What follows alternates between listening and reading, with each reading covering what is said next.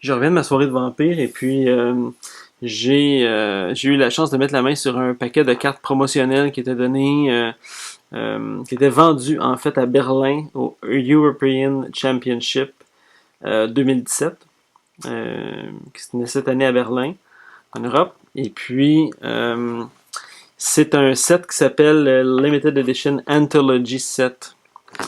Euh, il est emballé, mais j'ai dû le déballer et puis je me suis rendu compte que que mon micro fonctionnait pas. Donc j'ai euh, j'ai dû refaire la capture du vidéo, mais j'ai pas encore regardé les cartes. Donc je voulais regarder les différentes cartes qui étaient à l'intérieur. Il semblerait qu'il y ait c'est des reprints, des cartes qui étaient déjà print and play sur internet, offertes gratuitement. Elles ont été officiellement faites recto verso là, avec euh, jouables en tournoi. Et puis il y a des reprints de grosses cartes aussi qui sont dans le jeu. Donc j'ai hâte de voir ça. Je vais regarder voir qu'est-ce que le set a à nous offrir. Donc donc ici, je pense qu'il va y avoir, c'est ça, des vampires, des sets print and play. Donc le dernier qui est sorti, c'était celui sur les Anarchs. Donc j'imagine qu'il va y avoir quelques vampires Anarchs dans le set ici. Donc Kaphir, Alnumer, Homer, New Blood 2, New Blood, Dark Selena, Gold Pandan, Apollonius Advance. Donc ça c'est un grouping 1. Et puis si je ne me trompe pas, c'est une carte dans le temps que ça s'appelait Jihad. Laura Goldman. Elle, c'est une Anarch en partant. Ça peut être bien intéressant de faire un deck d'Anarch avec ce vampire-là. Salvador Garcia. Oh, Anarch Convert. Deux Anarch Convert. Toujours bon avoir plus d'Anarch Convert possible. C'est bon dans les decks, même ceux qui ne sont pas d'Anarch. À cause de sa capacité à être remplacée. Hein. KO. Ça résine Advance.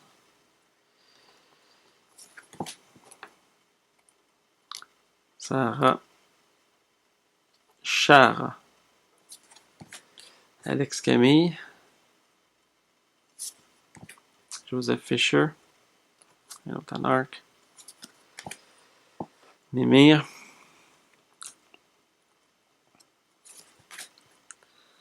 Style. Synergy. André le Manipulator. C'est la première fois que je joue un vampire avec deux disciplines supérieures puis aucune discipline inférieure. À part les Top Dogs, là, que je sais qu'ils ont deux disciplines supérieures. Puis Seratica puis Potence, mais c'est la première fois que je vois ça. Brunilde, Advanced. Elle commence à être Baron de Stockholm. Wow. Inyaga. Bon, Metacinta. Plus 2 strength. Valkyrie. Ça, c'est pas unique. Il y en a probablement plus qu'une, c'est ça. Il y en a 4. 4 Valkyries. Intéressant. Alabastrum. On rentre dans les gargouilles. Anarch. Indépendant. Dominique Giovanni. Salvatore Giovanni. Bader. Pearl. Apollonia. Skulk. Hop. Ça, c'est un vampire que j'utilise dans mon deck de vermine. Ah ben, je vais changer. Je vais mettre dans mon deck. Le Medic. Anarch aussi. Désiré. Anarch. Dita. Schuder. Lawrence Mayhew. Indépendant aussi. Groupe 5. Esha. Une autre Anarch. Ça, c'est intéressant d'avoir des vampires qui commencent Anarch. Souvent, c'est du trouble de devenir Anarch dans une partie. plus un bleed. Anne-Marie Bourgeois, les équipements lui coûtent un pool de moins. Mazika Advance. Merger devient prince de Lisbonne. Gérard Fitzgerald. Je me trompe pas, ça. Gérard Fitzgerald, c'était une promo. Donc là, maintenant, ils l'ont mis fixe dans cette espèce de anthologie. Monica Chang. Anarch. Ludmilla. Amir. Louis Fortier. Anarch. Heinrich Wahlberg. Oh, des Asher Tablets. Ok, là je pense qu'on vient de passer à travers les vampires. Là, on va rentrer dans les cartes de crypte. Donc, des Asher Tablets, j'imagine qu'il y en a 3. Il y en a 3. Il y a un set complet là, pour qu'on puisse les mettre dans un deck. Ça prend. Il se joue un paquet de 3, celle-là. Une fois que les 3 sont sur la table, il y a un effet qui se déclenche. Donc, ça donne absolument rien d'avoir une ou deux dans son deck. Il faut absolument en avoir 3. Donc, ils en ont mis 3. Carlton Van Wyck. Ça, c'est bloqueur par excellence. Toujours le fun d'avoir un Carlton. C'est un Carlton de plus, c'est le fun. Des Deep Song. Super carte. Du bleed puis du combat. Rentre en combat avec les autres vampires. Ankle Cog. C'est une grosse carte, ça. Une carte qui vaut cher sur eBay. The Eyes of Argus. C'est aussi pour ceux qui jouent du bloc. Donc, 2 d'intercept contre les actions dirigées contre nous, puis ça peut être un untap aussi à supérieur. Ça, c'est comme super polyvalent. En plus, il y en a 4. Wow. Field Training, je pense que ça, c'est une carte qui vient d'un nouveau set. Je la connais pas, mais il y en a 4 dedans. Plus Insult Action require an Anarch. Unlock the Vampire. Ah oui. Unlock. C'est un keyword qu'ils ont été obligés de changer parce que je crois que le terme tap, untap, il y a un droit d'auteur là-dessus. En tout cas, il y a des droits d'utilisation. Et puis donc, pour faire les nouvelles cartes, ils ont dû changer leur terme. Donc là, maintenant, ils utilisent unlock pour dire untapper, puis lock pour dire taper.